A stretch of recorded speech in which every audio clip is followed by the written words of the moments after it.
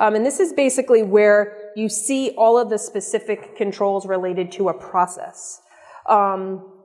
What's important about the controls, you want to have both preventative and detective controls. So preventative are, do we have anything in place that's going to prevent an error from happening?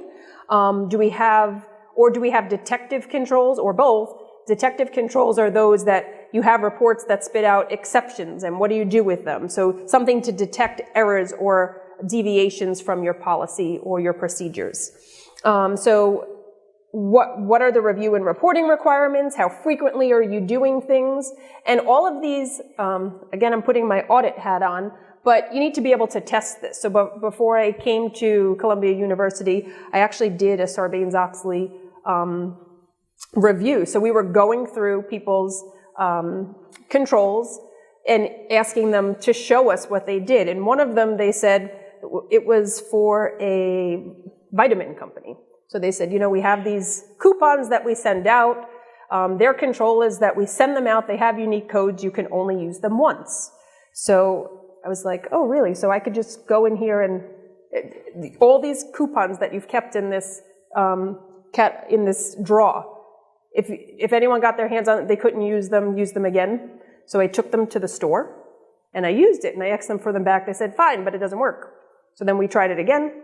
It worked again. So they said they had a control, but that control didn't actually work.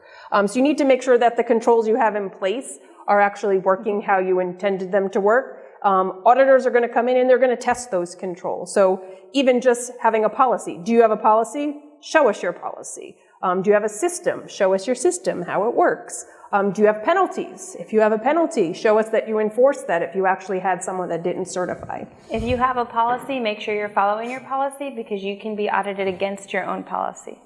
Right. And if your policies are more stringent than uniform guidance or any guidance that's out there, you're going to be audited to your policy. Okay.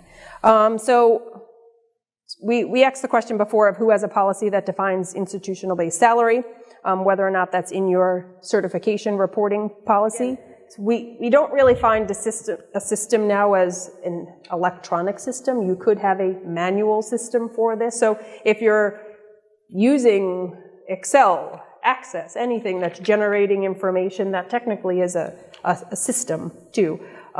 Signing off on papers or electronic timestamps. Making sure that you have segregation of duties so that even before you get to the effort certification process, when someone's processing salary allocations, do we have 2 levels of approval, or is somebody just able to go in there and approve everything and make sure that someone else is looking at a salary allocation for reasonableness? Want to touch on any of these ones? I do want to add to, am I on here?